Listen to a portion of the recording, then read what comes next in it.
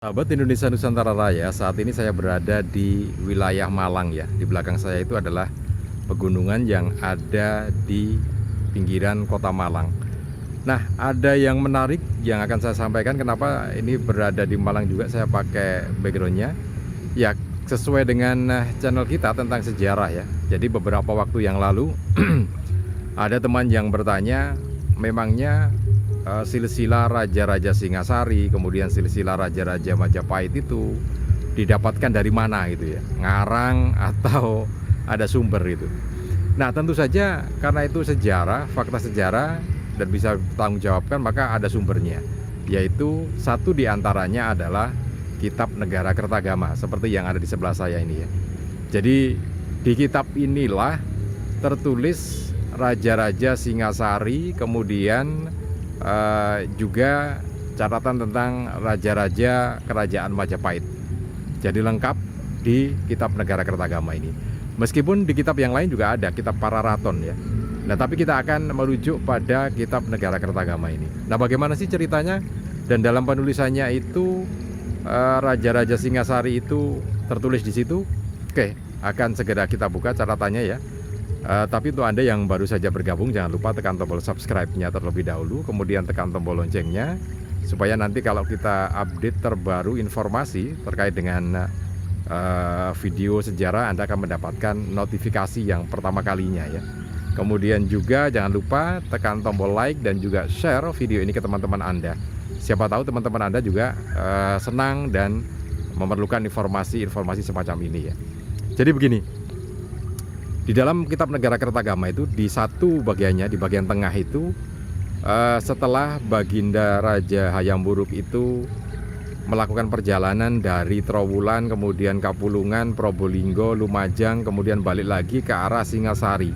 Singasari dalam penguasaan Bretu Mapel ya, karena kan itu dulu kota raja, kota tua Singasari. Nah, ketika Baginda Raja Hayam Wuruk itu beristirahat di penginapannya di Singasari atau di Tumapel, maka penulis Kitab Negara Kertagama itu Mpu Prapanca itu kemudian memanfaatkan waktunya untuk bersilaturahmi pada tetua, jadi seorang pendeta Buddha yang menjaga satu di antara candi yang ada di kota Malang saat ini ya. Tidak disebutkan candi mana itu. Nah, di situ ada dialog di situ ya. Jadi ada dialog tentang bagaimana ceritanya raja-raja itu. Kemudian Mpu Prapanca ini juga bertanya, siapa sih sebetulnya leluhur-leluhur ini?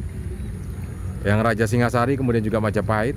Kenapa juga ada candi di Kagenengan yang selalu dikunjungi oleh raja-raja Majapahit sampai saat ini. Sampai saat ini artinya ketika Mpu Prapanca mendampingi Baginda Prabu Hayam Wuruk, artinya kan di atasnya Baginda Hayam Wuruk itu kan ada Ratu Tribuana Tunggadewi, kemudian ada Jaya Negara, kemudian ada Raden Wijaya pendiri ya. Kemudian yaitu kalau di masa Majapahit ya. Nah, kenapa di Kagenengan itu masih dikunjungi? Siapa sebetulnya leluhur-leluhur Singasari dan Majapahit itu? Nah, pendeta Buddha ini menjelaskan gitu ya. Jadi nanti seperti yang ada di buku sebelah ini di Kitab Negara Kertagama, jadi dijelaskan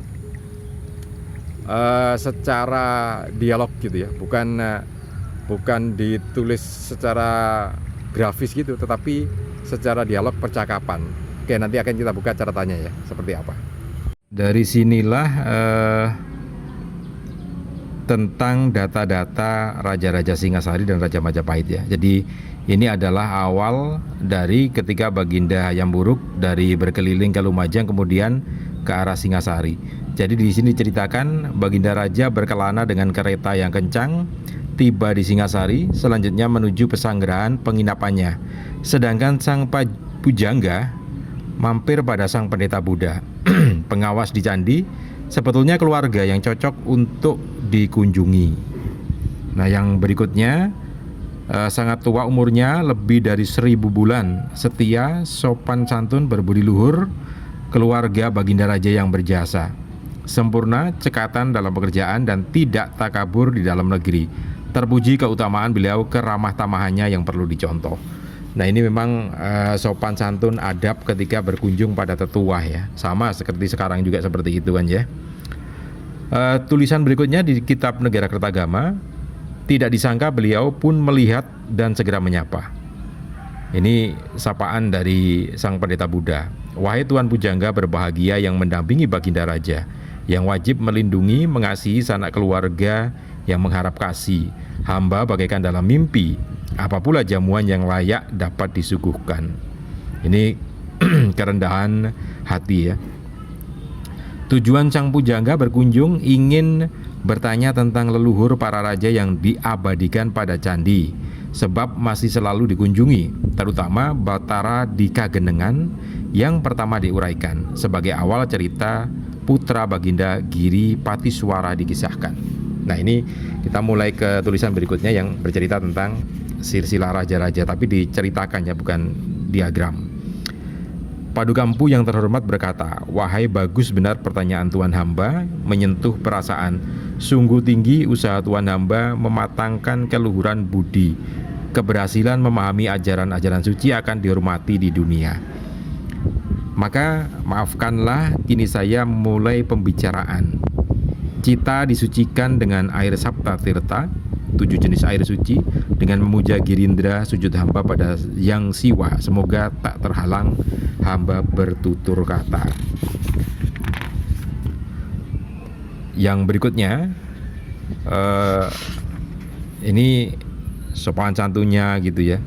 Ya sih seperti biasa. Nah ini yang bait berikutnya ini langsung ke cerita.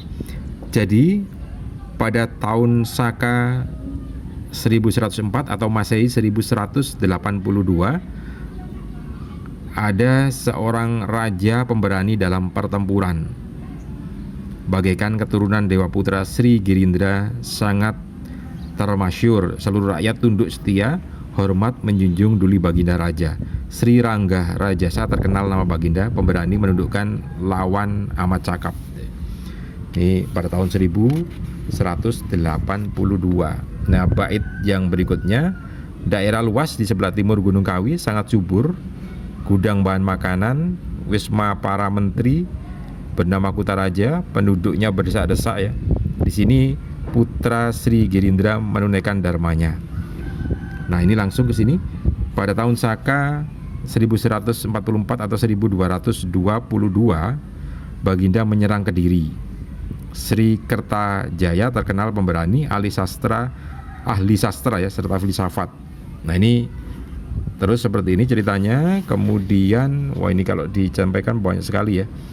Nah akhirnya berjaya.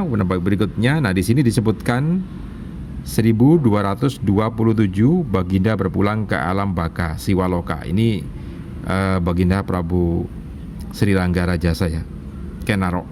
Jadi berpulang, kemudian digantikan oleh putra beliau yaitu Anusapati. Nah ini. Nah, saat Baginda berpulang, Anusapati berpulang 1252. Arcanya ini diwujudkan dalam arca Siwa di Candi Kidal. Nah, ini tertulis ini. Kemudian setelah itu digantikan oleh Batara Wisnuwardana. Kan tertulis ini Batara Wisnuwardana. Kemudian yang berikutnya juga ini. Nah, di sini pengganti dari Wisnuwardana. Jadi Batara Wisnuwardana menobatkan putranya menjadi raja. Siapa putra beliau? Prabu Kertanegara ya, nama gelarnya yang termasuk. Jadi Prabu Kertanegara. Nah, ini dia. Kemudian diceritakan di sini. Nah, ini kenapa kemudian muncul versi grafis atau diagram Raja-Raja Singasari dan Raja Majapahit. Satu diantaranya sumbernya adalah dari kitab Negara Kertagama ini ya. Jadi bukan ngawur, bukan asal gitu ya, enggak. Tapi memang ada ini. Ada dua, Negara Kertagama dan Pararaton. Tetapi